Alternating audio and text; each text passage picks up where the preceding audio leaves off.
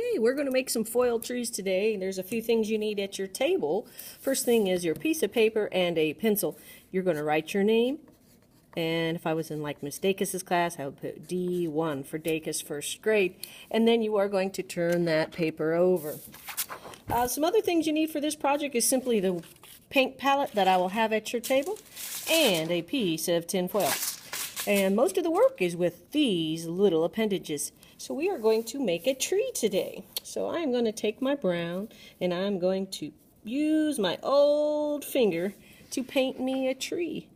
How fun. We haven't had a chance to paint with our fingers since we were probably in preschool. So I'm just going to make a tree. Think about a tree without any leaves. It's got some branches. It goes up. Some of the branches are thick. Some of the branches are thin. It doesn't have to be thickly painted. It just has to resemble the branches in the tree trunk of our tree. Now we're going to kind of use fall colors, but this project can be done at home with paints, your finger, and any kind of spring colors if you want. So here I'm making my tree branch off different kinds of ways. The more the fun it's going to look. The more branches you put, the more fun and realistic the next step's going to look. So I've got some branches branching off, little ones, thick ones, kind of like at Halloween. Have you seen those trees at Halloween that just kind of go scary with no leaves on them? So here I go. I've got my tree going. Gonna make it get down.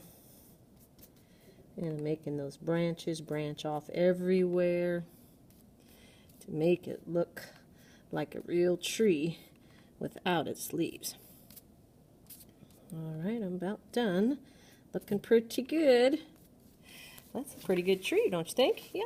Alright, and the next step, all you have to do is take this tin foil and you just gently wad it. You're not trying to get it all, but gently wad it so it fits in your hand.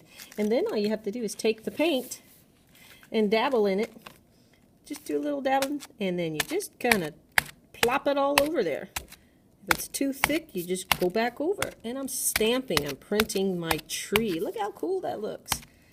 Stamping it, and I can change colors. It's going to get it mixed up, so it's not a grand big deal, but make sure you try to stamp all the color out of the first part before you move along. Maybe I'll throw a little purple in there. What do you think of that?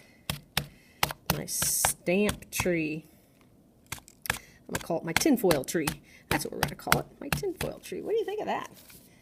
Try a little orange. Pop a little orange over there.